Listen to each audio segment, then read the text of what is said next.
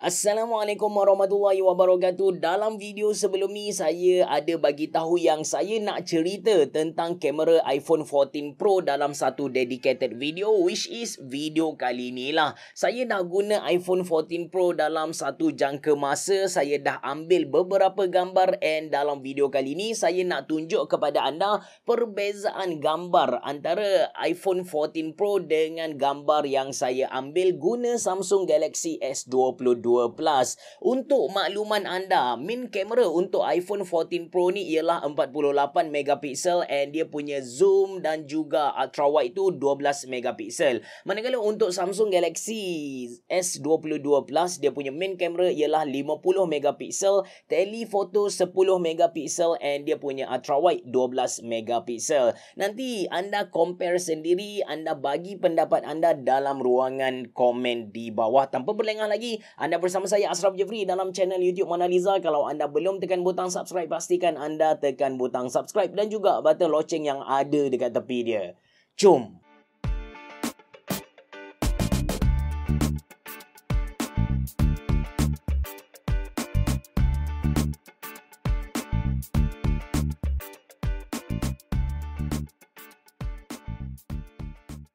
Okey, sebelum kita mula, ada dua benda yang saya nak tegaskan kepada anda. Biasanya untuk kualiti kamera satu-satu smartphone, kita rujuk DxOMark. Dekat situ mereka akan buat benchmark kamera, and buat masa ni kalau ikut kepada ranking yang mereka keluarkan, iPhone 14 Pro punya kamera berada di tangga yang kedua, manakala kamera untuk Samsung Galaxy S22 Plus berada di tangga ke-33.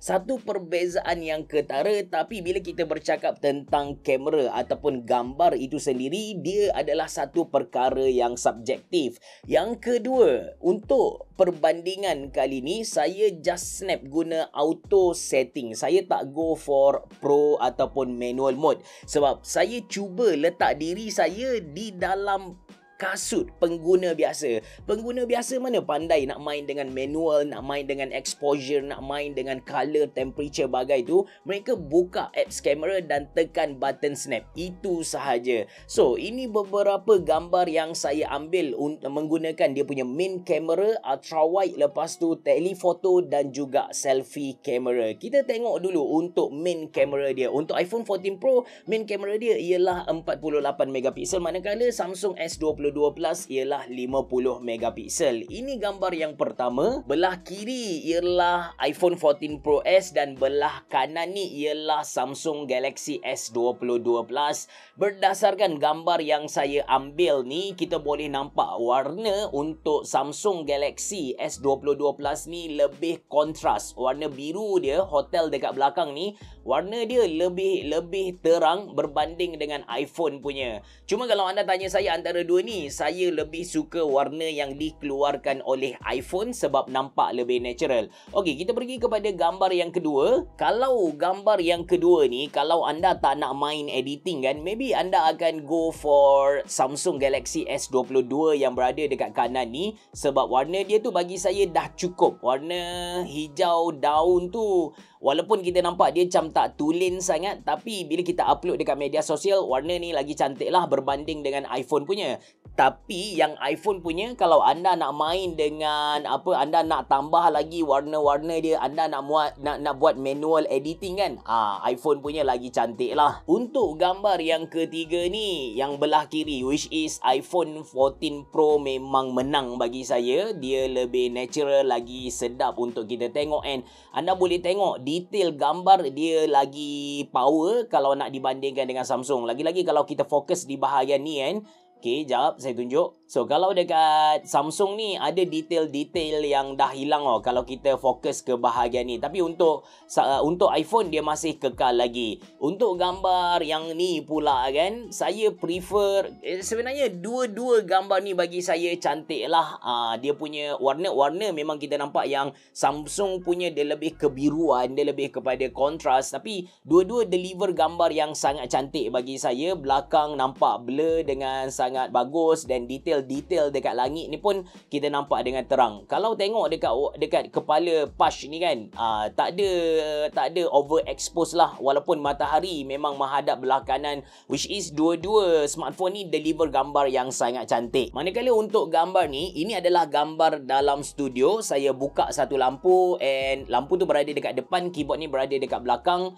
Jadi kalau kita tengok gambar ni, memang kita dapat simpulkan yang Samsung dia punya processing tu dia lebih ke arah kebiruan sikit, manakala untuk iPhone punya yang belah kiri ni dia warm, warna dia lebih kepada macam keorengan, something like that lah. Kalau anda tanya saya antara dua gambar ni, maybe saya akan go for iPhone punya. Dia lagi soft, warna dia lagi soft. Okay, seterusnya kita pergi kepada ultra wide punya kamera, which is macam saya bagi tahu di awal video tadi, iPhone 14 Pro dia punya ultra wide tu ialah 12 megapiksel, and untuk Samsung Galaxy S22 Pro pun S22 Plus pun dia punya ultra wide 12 megapiksel. Okey, ini gambar ultra wide pertama. Memang dekat gambar ni obvious gila Samsung dia punya processing tu, dia memang proses and tambah warna biru dekat dia punya gambar, memang jelas gila, and disebabkan kontras dia tinggi. Kalau kita fokus kepada pokok ni, anda boleh nampak ada detail-detail yang mula hilang lah.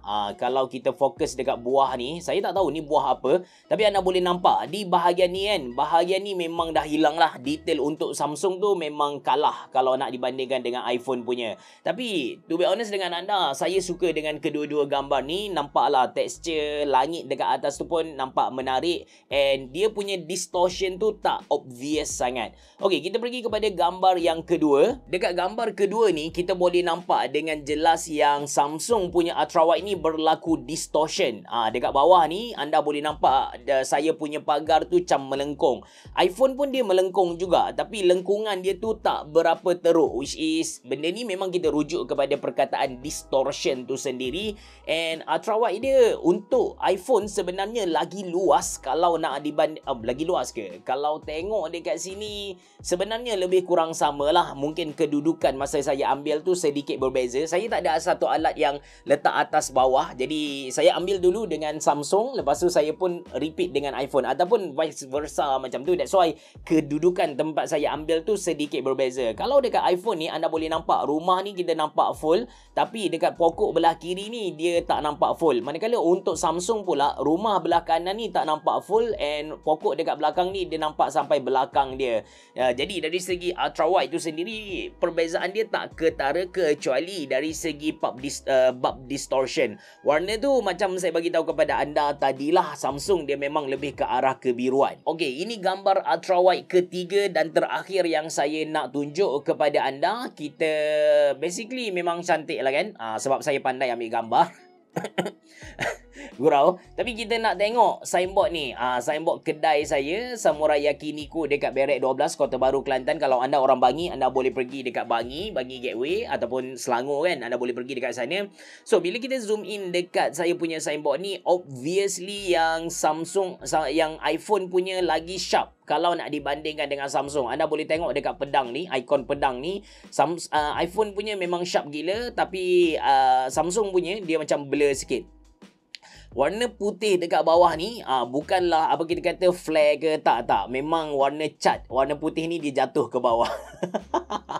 Okey, kita pergi kepada telefoto ataupun zoom kamera pula. Somehow gambar pertama ni saya memang suka gila dengan Samsung. Dia macam ada satu lapis filem dekat depan dia. Warna biru tu masih ada, tapi warna yang dihasilkan oleh gambar ni memang saya rasa Samsung the best one lah. Zoom ni zoom 3 kali macam tu. Dan kita pergi kepada gambar yang kedua, which is ini adalah gambar kedua. Boleh nampak sebenarnya macam saya bagi tahu, mungkin sedikit perbezaan kedudukan masa saya ambil tu, tapi yang ni memang saya prefer iPhone punya. Dekat belakang bokeh dia tu sangat-sangat cantik lah. Jadi kita pergi kepada gambar seterusnya. So ini gambar dari iPhone dan ini gambar dari Samsung. Sekali lagi, Samsung punya dia macam ada satu selaput putih, ataupun kalau kita edit guna color grading, kita panggil dia sebagai filem. Saya memang suka dengan dia punya profil warna yang Samsung bagi ni. Tapi not bad lah. iPhone punya pun not bad, and sebenarnya iPhone lagi natural. Lepas tu ini gambar seterusnya. Ini gambar belah kiri tu iPhone kan, belah kanan ialah Samsung. Jadi untuk iPhone warna dia sama dan bokeh dia pun sama. Untuk telefoto ni somehow cantik lah dua-dua. Lagi-lagi sebenarnya kan, kalau anda tengok dekat anda punya smartphone, kedua-dua gambar ni memang cantik gila. Kedua-dua gambar. Sebab ini anda nampak macam pecah-pecah sikit apa semua kan. Tapi ini disebabkan kita tengok pada satu size screen yang besar. Kalau anda tengok dekat smartphone anda screen yang kecil, memang lawa gila. Tapi dekat sini saya perasan yang iPhone punya dia detail gila. Kalau dekat Samsung ni dia punya detail dekat dia punya apa ni, dia punya hook ni tak berapa detail sangat. Gambar seterusnya ini dia. Ini gambar seterusnya, which is memang kalau iPhone punya dia macam mana, dia macam betul-betul zoom lah. Tapi kalau Samsung ni dia luas sikit dia punya tempat ni. Lepas tu ini gambar waktu malam pula. Waktu malam ini ini ialah iPhone dan ini adalah Samsung punya.